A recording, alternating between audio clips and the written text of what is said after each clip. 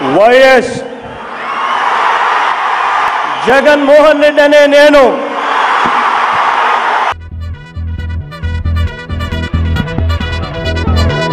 పిల్లలను బడికి పంపించడమే ఆ తల్లి చేయాల్సిన పని. బడులలో ఇంగ్లీష్ మీడియం తీసుకొస్తా ఉన్నాం.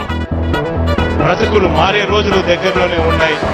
మా కలలే నిజమాయలే వెలుగే ప్రతి దారిలోన ఇదిగో భవితే ఇక మారేలే ప్రగతే ప్రతి ఊరిలోన మాటే ఇచ్చి మాయి బతుకులను మార్చే ఈ క్షణం సంక్షేమంతో ఎన్నో మనసులను గెలిచే ఈ క్షణం మా కలలే నిజమాయలే వెలుగే ప్రతి దారిలోన.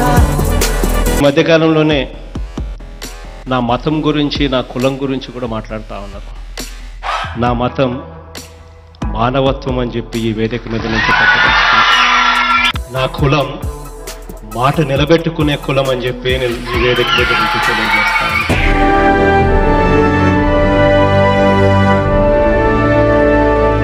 శ్రీ గురుభ్యో నమః. హరి ఓం.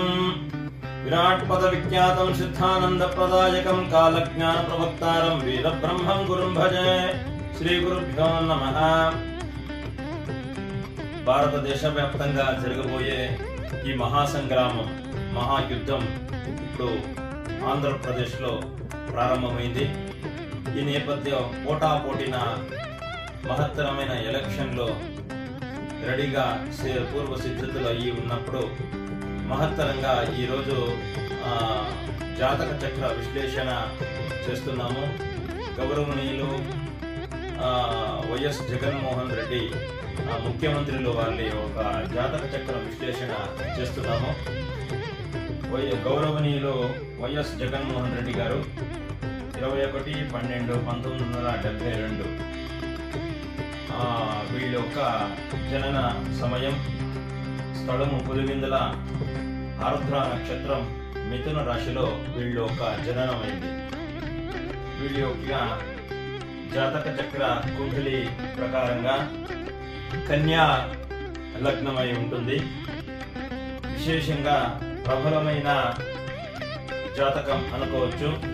లగ్నాధిపతి అయినటువంటి బుధుడు తృతీయ స్థానంలో, బుధ మరియు శుక్ర కలయికతో తృతీయ స్థానంలో ఉండగా, రవి గురు కలయికతో చతుర్థంలో కేంద్రంలో రవి గురు కలయికతో ఉంది.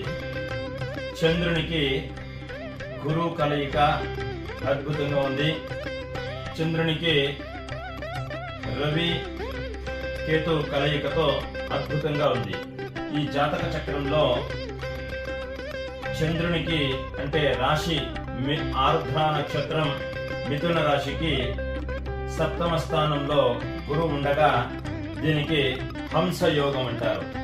అన్ని నడిపించే నాయకత్వం, వీరత్వం, మహత్తరమైన సాధన చేసే గంభీరమైన యోగం, మహత్తరమైన మేధావి, మహత్తరమైన వాక్పటు ఈ ఒక గురు కలయికతో వస్తుంది.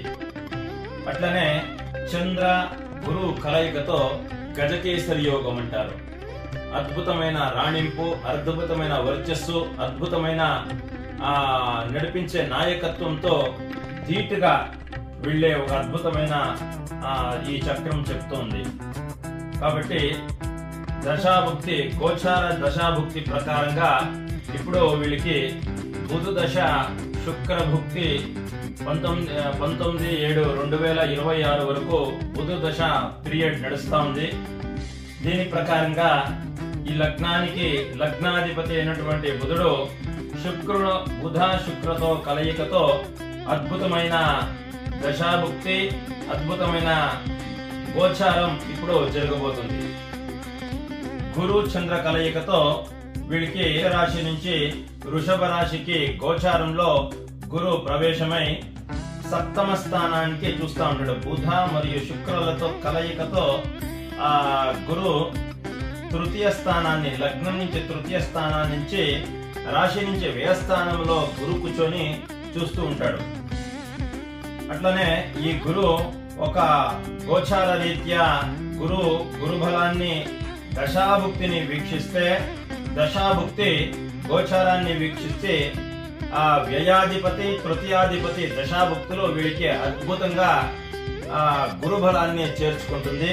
కాబట్టి రేపు జరగబోయే ఎలక్షన్ కి మేషరాశి నుంచి వృషభ రాశికి గురు ప్రవేశమైనప్పుడు తన యొక్క దృష్టి బుధ మరియు శుక్ర స్థానాల మీద పడుతుంది. జన్మజాతకంలో శని పైన గురు గోచారమై, గోచార స్థితి శని గురుని గోచారంని కేంద్రంలో చూస్తూ ఈ గురు బుధ మరియు శుక్ర స్థానాల్ని చూస్తుంటే, అంటే పోటాపోటీన ఉండే మహత్తరమైన ఎలక్షన్ ఇది కాబోతుంది. కాబట్టి దశాభుక్తి గురుని చూస్తా ఉండగా ఈ రాశికి గురుబలం అయితే వెళ్ళింది, కానీ దశాభుక్తి మహత్తరంగా యోగ చూస్తుంది. బుధ దశలో శుక్రభుక్తి అయ్యి ఇక్కడ కలయిక చూడండి. గోచారంలో బుధ దశలో శుక్రభుక్తి అయితే లగ్నానికి తృతీయ స్థానంలో బుధ గురులు కూర్చొని గురుని గోచారంలో వీక్షిస్తూ ఉంటారు. కాబట్టి వీళ్ళ గెలుపు అద్భుతంగా ఉంటుంది. మహత్తరమైన వాగ్ధాటితో వీళ్ళు గెలుపొందే లక్షణాలు, అన్ని లక్షణాలు ఉన్నాయి. కాబట్టి వీళ్ళు గురుని ఉపాసన, ఈ జాతకస్తులు గురువుని ఎవరైనా మహత్తరమైన పీఠాధిపతులు వీళ్ళని చేరిస్తే వీళ్ళకి ప్రహిత మహాచండికా యజ్ఞం, అయిత మహాచండికా యజ్ఞం, 1,00,000 సార్లు ప్రహిత చండికా యజ్ఞం ఆహుతి ఇచ్చి 1,00,000 సార్లు జపం చేసి దానికి తర్పణం ఇస్తే మహత్తరమైన గెలుపొందే సాధ్యతలు ఉంది. దశమహావిద్యలో ఉండే ఆ అడిమాది గరిమాది మహాసిద్ధుల్ని ఆవాహన చేసుకుని పూజాధికృతులు హోమ యజ్ఞాన్ని చేస్తే వీళ్ళు ఈ ఒక మిథున రాశి జాతకస్తులు అద్భుతమైన రాజయోగం వీళ్ళని వరిస్తుంది. కాబట్టి ఈ ఒక జాతకస్తులు ఆర్ద్ర నక్షత్రం మిథున రాశి జాతకస్తులు గోచార రీత్యా అనుకూలంగా ఉంది కాబట్టి గెలుపొందే లక్షణాలు అన్ని అద్భుతంగా ఉన్నాయి.